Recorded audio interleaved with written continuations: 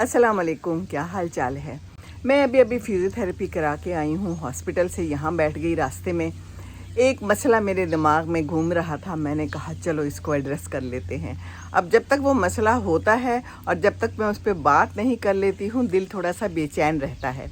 और फिर ये बात भी ऐसी है और ये मसला भी ऐसा है जो माँ से मुतालिक है। एक बेटी ने लिखा कि मैं 20 साल की हूँ और मैं अपने घर में रहती हूँ और मेरी जो माँ है ना, वो है तो मेरी असली सुतेली नहीं है, लेकिन वो सलूक मेरे साथ बहुत बुरा करती है। हमेशा से 5 साल की थी, 4 साल की थी, जब से मुझे याद है मेरे साथ बुरा ही सलूक करती रही है। मेरे 2 भाई हैं, उनका बहुत ख्याल रखती है। खाना भी मेरा दे देती है, अगर कोई अच्छी चीज़ बनी हो ज़्यादा उनको देती है। और बहुत ही मैं उनसे तंग हूँ, मैं आजिज़ हूँ, मैं रोती रहती हूँ। और अब मैं थोड़ा सा अपना काम भी शुरू किया है और करना चाहती हूँ। और मैं चाहती हूँ कि मेरी शादी हो जाए, मैं जल्दी से बस इस मुसीबत से निकल जाऊँ। बहुत प्यार आया मुझे आपके ऊपर, सचमुच। कई लोगों के घर की ये कहानी है और हो सकती है, और जो आपने लिखा है बिल्कुल सच लिखा है। मैं बिल्कुल टोटली एग्री करती हूँ। वो आपकी अपनी ही मदर हैं। देखिए जी बेटे, बात ये है कि मदर्स जो है ना, वो भी बड़े ट्रॉमे में होती हैं।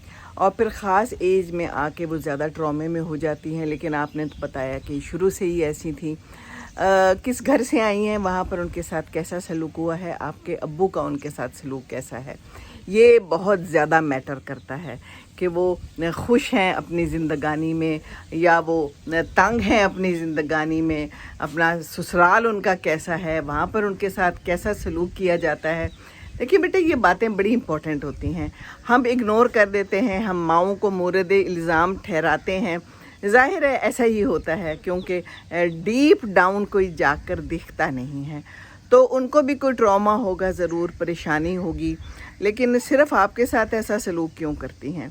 कहती हैं कि मेरे अब्बू का सलूक मेरे साथ अच्छा है, वो मेरा बहुत ख्याल रखते हैं और मैं उनकी वजह से अब तक ज़िंदा हूँ। तो मुझे बहुत तकलीफ़ हुई ये सुन के।